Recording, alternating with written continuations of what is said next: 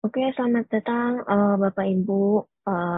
Untuk training kali ini, saya akan membawakan tema compliance highlights dan juga general knowledge ya, seperti yang sudah ditrainingkan sebelumnya. Tapi ini saya akan mengulangi lagi supaya Bapak Ibu lebih paham lagi.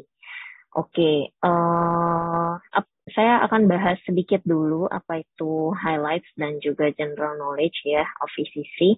Nah, highlights ini adalah ikhtisar ya, jadi seperti rangkuman dari compliance ini atau kepatuhan ini ya. Nah, selain itu yang kedua adalah general knowledge. General knowledge itu kan pengetahuan dasar ya untuk ECC. ECC itu Export Control Compliance. Oke, kita lanjut. Ini ada ground rules-nya.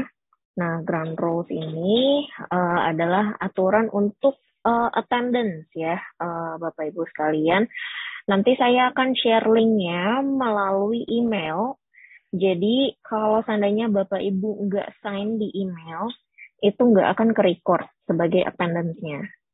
Oke, jadi kita metodenya kali ini akan pakai video. Jadi Bapak Ibu setelah nonton video ini lalu sign ya untuk attendance-nya. Jadi kalau misalnya nggak sign sama sekali nggak ke-record. Oke, untuk sign-nya itu bisa klik link-nya lalu tinggal dipilih company dan nama Bapak Ibu lalu di-submit. Oke. Jadi kita langsung masuk ke trainingnya. Sekali lagi saya tekankan mengapa kita mengadakan training ini adalah training ini sangat penting ya Bapak Ibu untuk ZTE gitu. Terlebih untuk kerjasama lebih lanjut untuk kedua belah pihak antara pihak ZTE dan juga pihak Subkon. Oke, karena waktu itu kita pernah ada pelanggaran ya karena satu dan lain hal. Itu jadi kita kena hukuman selama 3 bulan kita tidak boleh melakukan bisnis apapun. Jadi bisnisnya benar-benar stop 3 bulan. Nah itu kan berdampak juga ke subkon kita ya. Jadi kita juga sama sekali nggak bisa kerja sama bersama selama 3 bulan itu. Gitu. Jadi kita kan nggak mau hal itu terjadi kembali, makanya kita membuat training ini setiap 3 bulan sekali supaya Bapak Ibu lebih memperhatikan dan juga lebih mengerti ya. Ini nggak banyak materinya, hanya simple aja. Yang penting Bapak Ibu sudah mengerti ya. Oke, kita langsung mulai aja. Ini tentang highlights ECC ya. Jadi one page highlights of ECC. Ini sebenarnya ada word-nya yang satu halaman itu. Nah, ini kita bikin kartun, jadi lebih menarik ya. Oke, kita lihat satu-satu.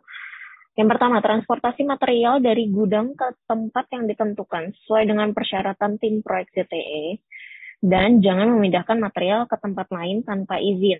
Jadi, langsung ya dari tempat yang ditetapkan ke tempat yang ditetapkan selanjutnya. Jangan kemana-mana, jangan ada transit kemanapun. Oke, yang kedua, simpan barang-barang ZTE dengan benar dan jangan meminjamkan ke pihak ketiga maupun pihak yang lain ya, atau serahkan pada orang yang tidak berwenang dalam proses konstruksi teknik atau transportasi. Jadi kita hanya menyerahkan kepada orang ZTE ya untuk barang-barangnya ZTE. Oke, yang ketiga, laporkan situasi ke ZTE segera jika ada material yang rusak atau hilang dalam proses pelaksanaan proyek. Jadi jangan ditunda, langsung dilaporkan secepatnya.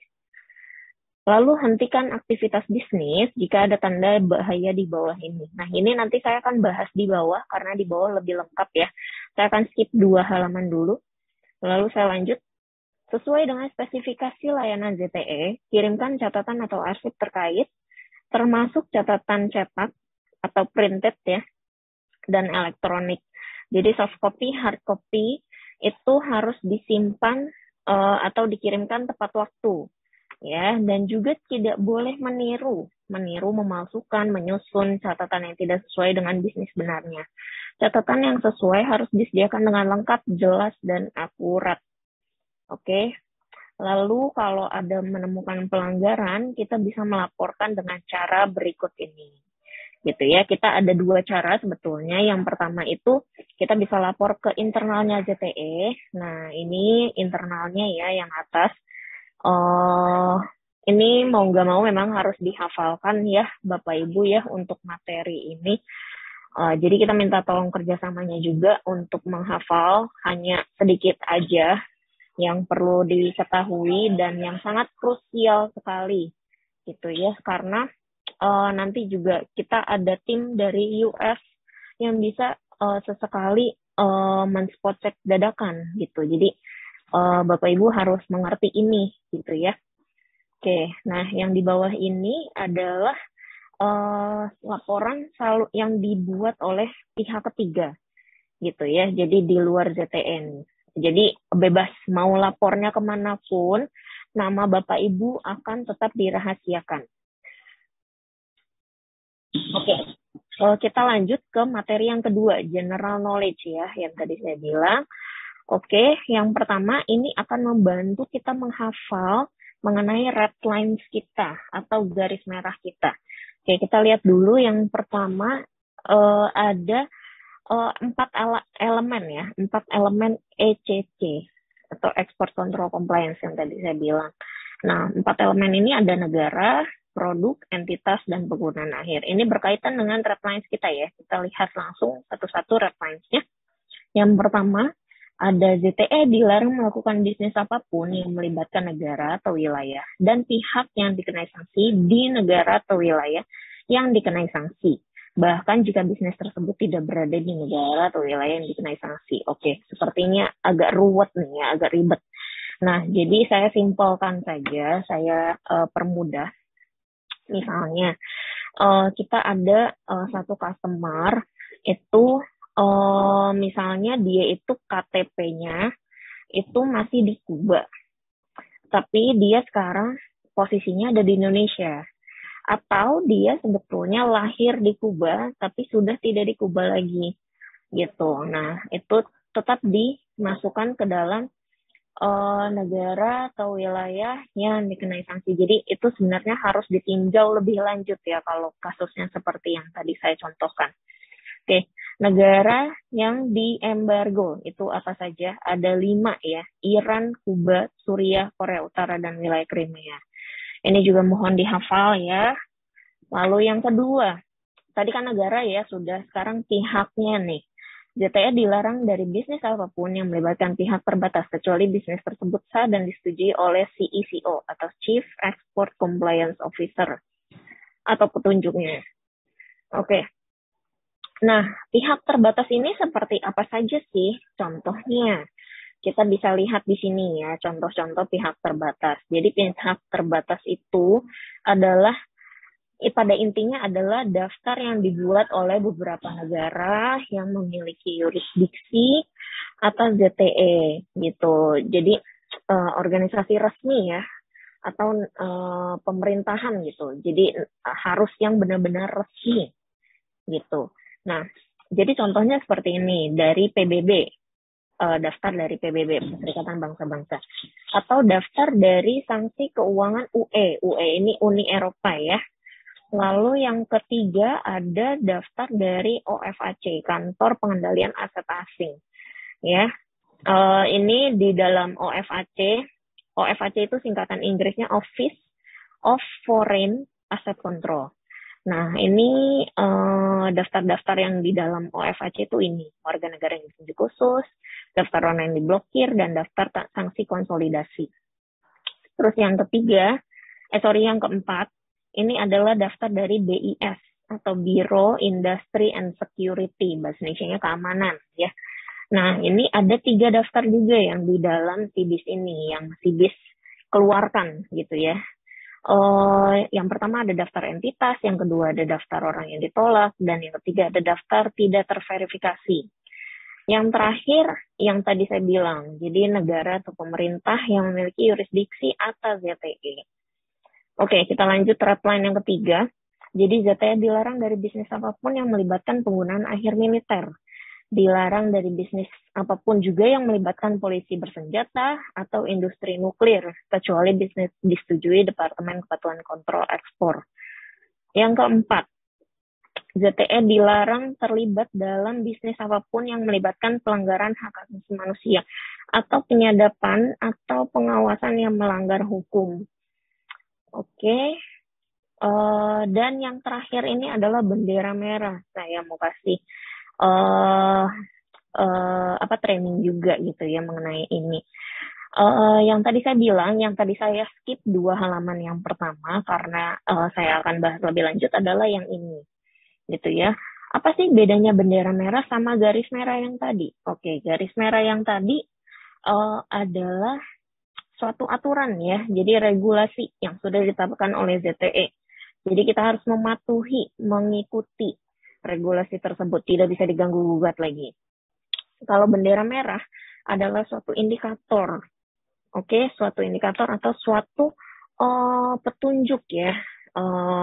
Jadi tanda kalau kita seandainya mau melanggar red lines kita atau garis merah kita.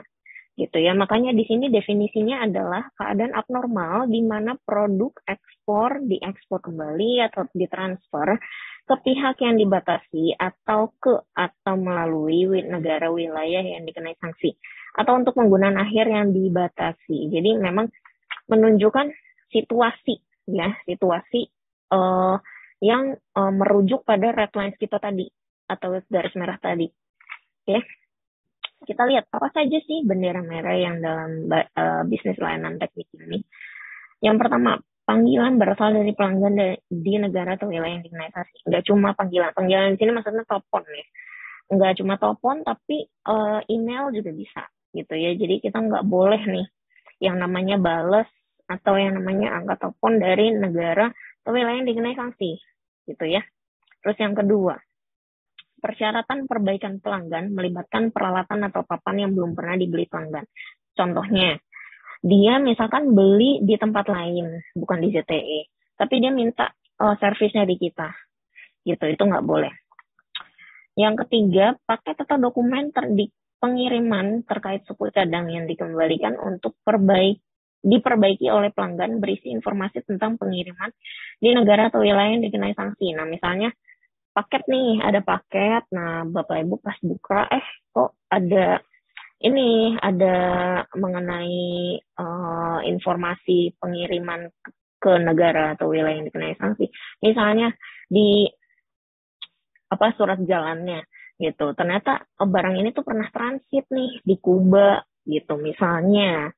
Nah, itu nggak boleh diterima ya paketnya. Terus tujuan pengiriman atau penggunaan akhir pelanggan berada di luar cakupan yang ditentukan dalam kontrak. Misalnya di kontrak itu tulisnya ke Jepang. Tapi pada kenyataannya dia minta tolong ditransitkan ke Korea Utara dulu gitu. Nah itu nggak boleh juga. Yang terakhir, layanan instalasi, pelatihan, atau pemeliharaan rutin ditolak oleh pelanggan. Nah ini juga tidak boleh ya. Contohnya kalau misalkan dia pelanggan kita itu menolak tanpa alasan yang jelas gitu. Nah itu aneh juga ya. Jadi kita harus menyelidiki lebih lanjut kalau seperti itu terjadi. Oke, itu saja training dari saya. Terima kasih sudah mendengarkan. Jangan lupa di-sign di Google Form-nya. Kalau ada pertanyaan, silahkan boleh tanya Mbak Feni ya, atau boleh tanya kepada Sapon manajer masing-masing. Oke, terima kasih.